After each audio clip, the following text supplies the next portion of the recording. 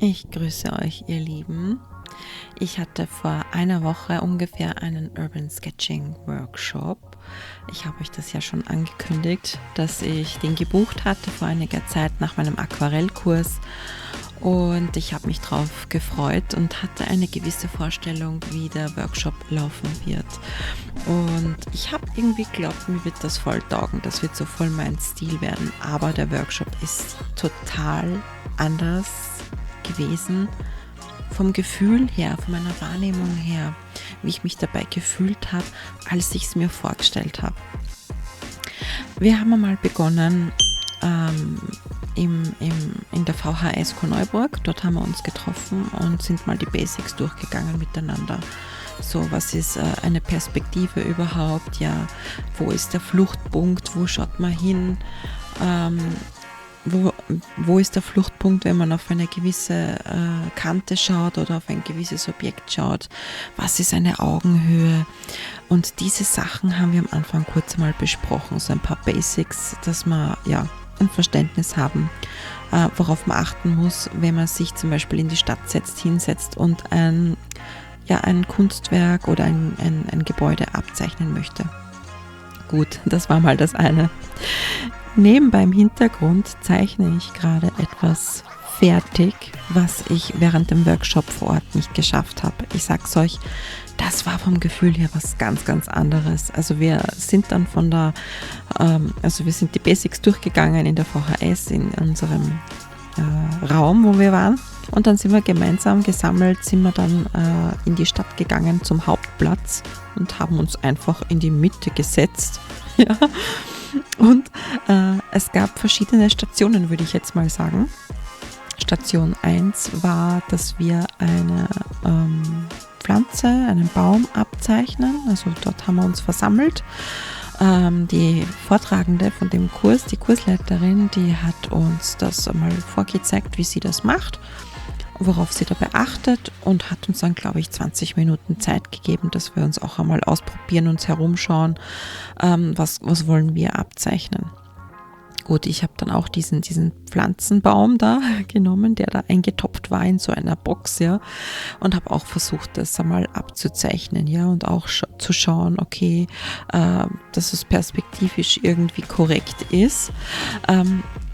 Wir haben irgendwie alle gefühlt den gleichen Fehler gemacht. Wir sind das falsch angegangen. Entweder wir haben zu weit oben angesetzt auf dem Papier und dann haben wir das oben gestaucht fertig zeichnen müssen oder die Spitze ist sich nicht mehr ausgegangen. Ja? Und sie hat dann anhand dieses Fehlers hat sie uns erklärt, worauf man achten muss, und dann hat sie uns mit dem Stift einen Trick gezeigt, wie man die Proportionen abmessen kann, sodass das auch proportional richtig gezeichnet wird. Das habe ich für mich als größtes Learning mitgenommen.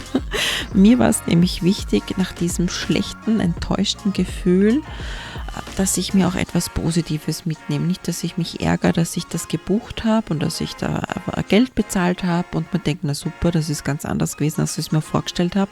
Nein, mir war es wirklich wichtig, bewusst mir etwas Positives mitzunehmen. Und das war für mich eben dieser Bleistifttrick, sage ich einmal, ja, wie man mit gestreckter Hand den Stift vor sich hält und anhand des Stiftes die Proportion von einem Fenster zum Beispiel abmisst.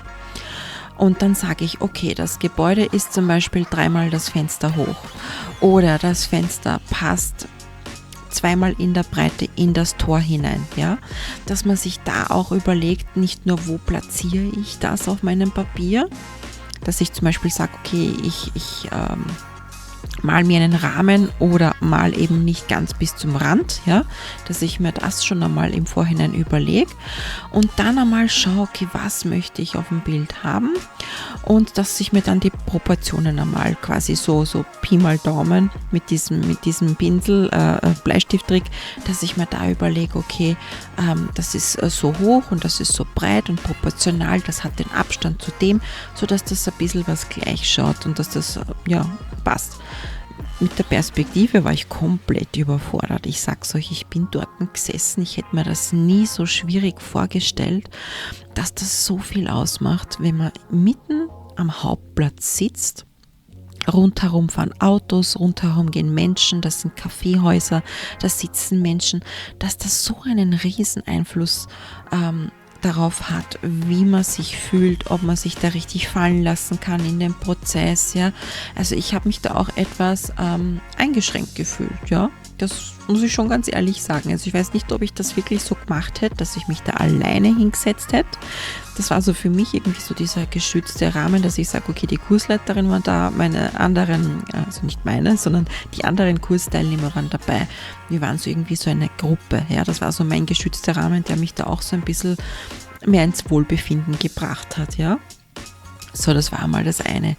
Ja, und das Zweite, was mir schwer zugesetzt hat, war, dass es gab Stationen, sage ich einmal, ja, und wir hatten immer so ein Zeitfenster, so 10 bis 20 Minuten, ja, und der Workshop heißt ja Urban Sketching, ja, also ich habe mir was ganz anderes darunter vorgestellt, ja, auf jeden Fall skizzieren, auf die Schnelle was skizzieren, was man sieht, ja, aber ich habe es nicht geschafft, die Details zu übersehen. Ich war komplett überfordert, dort die Häuser abzuzeichnen. Rathaus, ich glaube ein Rathaus war oder Gemeindeamt oder irgendwie sowas oder Kirche, ich weiß nicht mehr genau. Aber ich war erschlagen von den Details und dann sollte ich auch noch auf eine Perspektive achten, dass das perspektivisch richtig gezeichnet ist. Ich war komplett überfordert. Ich sag's euch, ich habe mich gefühlt wie ein kompletter Anfänger, wie ein Mensch, der nicht zeichnen kann. Ich wusste nicht, wo fange ich an. Und dann ist mir die Zeit wie Sand durch die Finger geronnen. Und ich war richtig frustriert. Ich bin nämlich ein Mensch, ich lasse mich da gerne ein. Und ich komme erst in einen Flow, wenn ich da wirklich Raum und Zeit verlieren kann, ja. So, dann hatte ich da ein Fenster von 10 bis 20 Minuten pro Gebäude, ja, und pro Aufgabenstellung.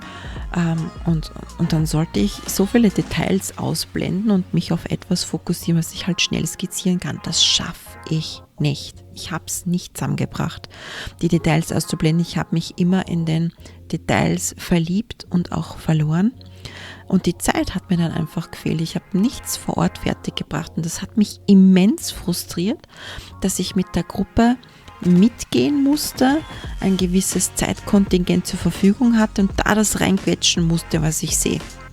Das zu Papier bringen, ja, die Perspektiven irgendwie in Betracht ziehen und das mit einbauen, ja, Fluchtpunkt, Augenhöhe, ja, die Menschen rundherum, also all das. Es war für mich sehr frustrierend, sehr anstrengend, das Ganze rundherum. Und das hat mir auch gezeigt, wie anders ich bin, wie sehr ich mich von der Gruppe eigentlich abgehoben habe,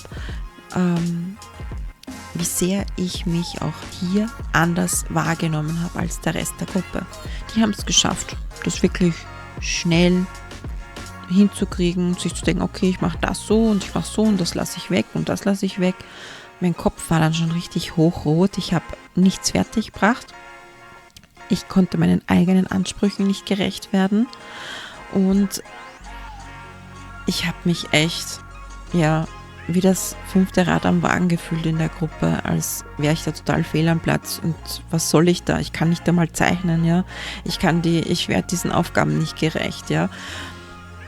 Und das hat mich dann auch irgendwie total schlecht fühlen lassen. Und dann hat sie gesagt, ja, zum Hirn auslüften, so zum Runterkommen, sollten wir uns dann wohin setzen und das einfach einmal Freischnauze zeichnen, ohne an Perspektive zu denken, ohne an Proportionen zu denken. Und ich war schon so voll, ich konnte das nicht.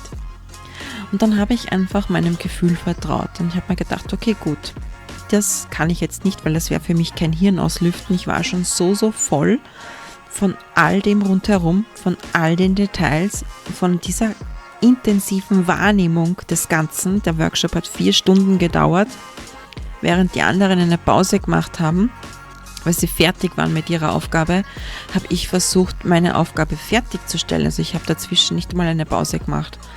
Ja, und während dann die anderen quasi Hirn ausgelüftet haben und ein großes Gebäude abgezeichnet haben, das habe ich überhaupt nicht mehr zusammengebracht, habe ich mir was rausgepickt, was mir Spaß macht zum Zeichnen, was für mich wirklich Hören aus Lüften war. Und das war ein Baum. Ich habe mir einfach einen Baum, der in der Nähe war, habe ich mal hergenommen und den habe ich gezeichnet. Und ich habe so gemerkt, wie plötzlich dieser Druck, diese Hitze aus meinem Gesicht weg war, wie meine Mundwinkel sich wieder langsam nach oben gezogen haben, wie ich angefangen habe wieder zu lächeln, wie ich wieder mehr in meine Leichtigkeit gekommen bin. Und das war wirklich das Zeichnen dieses Baums. Und da habe ich gemerkt, je mehr ich mich da, dass ich mich da umso mehr dann irgendwie von dem Niveau der Gruppe entfernt habe. Aber ich musste es so machen, wie es für mich möglich war. Ja, weil sonst hätte ich die letzte Aufgabe nicht mehr machen können, wenn ich das nicht zwischendurch für mich als Hirn auslüften gemacht hätte. Ja, dann war wieder die Zeit vorbei. Ich glaube, wir hatten da auch wieder 10, 15 Minuten Zeit dafür. Ich habe mich halt in die Details verliebt von dem Baum, ja, von die vielen Blätter, von die Äste, von den Maserungen und so weiter, ja, habe das versucht da zu zeichnen und da bin ich halt auch wieder nicht fertig geworden. Naja, dann war die letzte Aufgabe. Wir sind dann vor einem riesen Gebäude gesessen. Ich weiß nicht mehr, ob das Rathaus war oder das Gemeindeamt. Ich weiß es leider nicht mehr. Und wir sollten uns da etwas rauspicken, was wir zeichnen. Und ich musste dann aber, weil das war ein Knoten in meinem Hirn, ja. Ich wusste nicht, was soll ich ausblenden und was bringe ich zu Papier, ja. Ich habe mich dann einfach neben die Kursleiterin gesetzt und habe sie beobachtet, wie sie etwas gezeichnet hat und habe dann währenddessen Fragen gestellt. Ich wollte diesen Prozess verstehen. Ich wollte quasi eine Tür zu ihrer Perspektive, zu ihrer Wahrnehmung öffnen. Ich wollte sehen, was denkt sie sich dabei, was blendet sie aus, was zieht sie in Betracht, was fokussiert sie. Ich habe es versucht zu verstehen, wie ihr Prozess bei dem Ganzen ist, wie ihr Malprozess ist, wie ihr Entstehungsprozess ist, was denkt sie sich dabei, ja, was passiert währenddessen in ihrem Kopf. Und während die anderen dann einfach wieder so frei Schnauze gezeichnet haben, bin ich neben ihr gesessen und habe zugeschaut und habe ihr Fragen gestellt. Wie machst du das? Wie machst du das? Ja, und was überlegst du dir dabei? Ja, und dann, das hat mir wieder Kraft gegeben. Und dann hatte ich in den letzten, 15, 20 Minuten dann wieder frische Energie, war motiviert, ja, ich habe mein Tief dadurch durchtaucht, durch diese kleine Pause und das Beobachten, habe mich hingesetzt und habe dann auch ein Fenster, ein wunderschönes Fenster mit vielen Details und Verschnörkelungen, das habe ich mir dann hergenommen und habe es gezeichnet. Und da habe ich dann wirklich fokussiert bleiben können, weil ich gewusst habe, ich will wenigstens eine Sache jetzt von diesem Workshop zu Ende bringen. Ich habe mich hingesetzt, ich war fokussiert, ich habe alles rund um mich ausgeblendet. Mein Ziel war es, ich will das jetzt fertig schaffen. Ja? Gut, ich habe mir dieses eine Fenster hergenommen von dem Balkon, habe das gezeichnet. Ich hatte ja vorher die Kursleiterin beobachtet und konnte das so ein bisschen auf mich adaptieren, ja, und habe das dann auch gemacht. Ich habe da auch Fotos gemacht zwischendurch, das blende ich zwischendurch ein. Und bei den anderen Stationen, wo ich nicht fertig geworden bin, habe ich immer ein Foto gemacht und habe mir gedacht, okay, gut, das zeichne ich zu Hause fertig. Und da habe ich euch jetzt mitgenommen. Ich habe das eine Gebäude, was ich im Stehen vor Ort gezeichnet habe, weil ich keinen Klapphocker hatte, das habe ich zu Hause fertiggestellt. Und ich hatte jetzt die ganze Woche überhaupt keine Lust, weil ich die ganze Zeit diesen Workshop so negativ behaftet in mir getragen habe. Ja? Und ich habe gestern mit meinen Kindern am Spielplatz, ich habe meine Malsachen mitgehabt und habe einfach dort auch die Natur gezeichnet. 2 Stunden, ja. Ich hatte dort während dem Malworkshop hatte ich immer nur so 10, 20 Minuten Zeit. Und dort habe ich auf die Uhr geschaut. Ich habe 2 Stunden an einem Bild gearbeitet. Ich hatte meine Fineliner mit, ich hatte meine Aquarellfarben mit, Wasser, Pinsel, alles mitgehabt. Während die Kinder sich dort ausgetobt haben, mit dem Wasser gespielt haben, ja. Ich habe mir da eine Szene ausgesucht und diese gezeichnet. Genauso wie ich es wollte. Ja. Zwischendurch kamen die Kinder her und haben gesagt, so, wow, das schaut richtig hübsch aus. Und was machst du da? Und wann gehen wir? Ich habe gesagt, ich mache das jetzt noch fertig. Das war mir so, so wichtig. Ich habe gesagt, Kinder, ich male das jetzt noch fertig und dann gehen wir Eis essen. Es war nämlich ein voll schöner, sonniger Tag. Und es war mir so, so wichtig, dass ich das vor Ort jetzt fertig zeichnen kann. Und das hat mir so viel Auftrieb gegeben, so viel frischen Wind wiedergegeben, dass ich dann die Motivation gefunden habe, dieses eine Gebäude, zumindest diese eine Aufgabe von dem Urban Sketching Workshop fertigzustellen zu Hause. Und ich habe mir das Bild ausgedruckt, habe es vor mir hingelegt und da habe ich gemerkt beim Zeichnen, es war ein ganz anderes Feeling, das vom Papier abzuzeichnen, als vor Ort mit den ganzen Hubgeräuschen, Menschen, Trubel, ja, Zeitdruck. Es war ein ganz, ganz anderes Gefühl. Und das, was mir vor Ort so, so schwer gefallen ist, das ging zu Hause plötzlich ganz, ganz leicht. Und natürlich ist es auch was anderes, als wie wenn ich jetzt in 3D vor Ort bin und das zeichnen muss und mir die Perspektive überlegen muss. Oder ich das von einem Blatt Papier, von einem Foto abzeichne. Und da das für mich ja quasi schon erledigt ist, ich muss mir dann nicht denken, wie tief geht das, ja, wie fällt das, sondern das Bild hat das quasi für mich erledigt, ja. Und diese Aspekte haben mir das jetzt sehr erleichtert. Ich bin auch froh, dass ich das wirklich fertiggestellt habe zu Hause. Ich hatte danach ein wirklich gutes Gefühl, ein angenehmes Gefühl. Für mich war das, ich bin stolz auf mich. Es war nicht leicht. Der Workshop war für mich so negativ behaftet. Ja, ich habe gemerkt, ich bin einfach so anders als die anderen. Ich kann Details nicht ausblenden. Der Trubel rundherum, das hat es mir richtig schwer gemacht. Der Zeitdruck hat es mir schwer gemacht. Und zu Hause, ganz anderes Setting. Ich habe das fertiggestellt, zwar nur vom Foto abzeichnet, aber ich habe es fertiggestellt. Und das war also für mich auch, ich bin so stolz auf mich. Ich habe das wirklich durchgezogen. Ja. Also durch diese Malworkshops, durch diesen Malkurs, ich lerne momentan so viel über mich selbst, was ich fürs Leben total mitnehmen kann. Ich habe durch das Aquarell, durch das Urban Sketching, generell durch, dass ich wieder meinen Fuß in die Kunst reingesetzt habe, so viel über mich selbst gelernt. Innere Prozesse aufgerollt, ja, wo ich nicht mehr gewusst habe, dass das überhaupt noch ein Thema in mir ist. Ja. Innere Prozesse aufgerollt, bin da in die Tiefe gegangen, habe das reflektiert, habe das transformiert, konnte dadurch so viel für mich, fürs Leben, für meine Sicht aufs Leben mitnehmen und mein Bewusstsein konnte ich dadurch auch wieder öffnen. Ja, mein Bewusstsein öffnen, alles nicht so engmaschig sehen, sondern viel, viel offener und freier, wie beim Aquarell. Für mich war das Aquarell am Anfang so, so schwer. Kontrolle loslassen, nicht so viel nachdenken. Ja, und deswegen, es war hart. Die letzten Wochen waren schon viel harte innere Arbeit, ja. Aber ich liebe einfach eine gute Herausforderung und ich glaube, das macht es auch gerade für mich so, so spannend gerade. Ich challenge mich halt gerne selbst und ich habe gerade Blut geleckt, muss ich sagen, weil ich sehe, wie ich da gerade immens über mich hinaus wachse. Ja.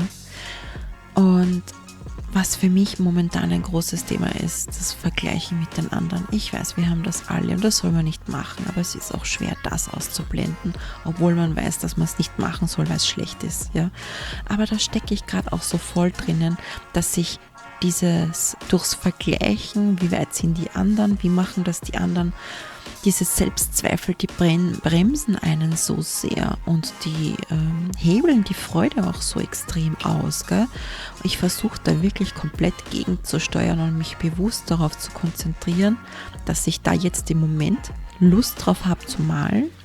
Mir macht das Spaß, ich bin gerade im Flow. Ich schaue auf mein Bild und es gefällt mir. Und sobald ich es aber jemandem zeige oder mich mit anderen vergleiche, gefällt es mir wieder nicht. Dann fallen mir wieder 1000 Sachen auf, die ich hätte besser machen können. Das gefällt mir nicht. Und ich sehe mich wie eine Anfängerin, wie ein Kunstbanause, der keine Ahnung von Zeichnen hat. Ja. Und da in diesem Prozess stecke ich gerade, dass ich da versuche, wirklich komplett das auszublenden und mich wirklich auf das Erschaffen, auf das Kreieren, auf das kreative Ausleben zu fokussieren, weil mir das Spaß macht. Ich will das machen, ich will dranbleiben, weil es mir Spaß macht. Ja? Und ja, dieser Herausforderung stelle ich mich gerade. Und ich bin schon sehr gespannt, wie ihr zu diesem Thema steht. Also schreibt mir das bitte, sagt so bitte nicht, dass ich allein damit bin, mit meinen Gedanken, mit meinen Gefühlen, mit meiner Wahrnehmung, mit meinen Herausforderungen, ja. Mich würde das so sehr interessieren, wie ihr zu dem Ganzen steht, wie ihr das seht, was so eure Prozesse sind. Mich würde es echt freuen, wenn wir diesen Raum, den ich da für euch öffne und halte, wenn wir den gemeinsam nutzen, um uns da auszutauschen und auch weiterzuentwickeln. Ja? Das Leben wäre ja doch sonst fad, wenn alles nur easy going wäre, oder?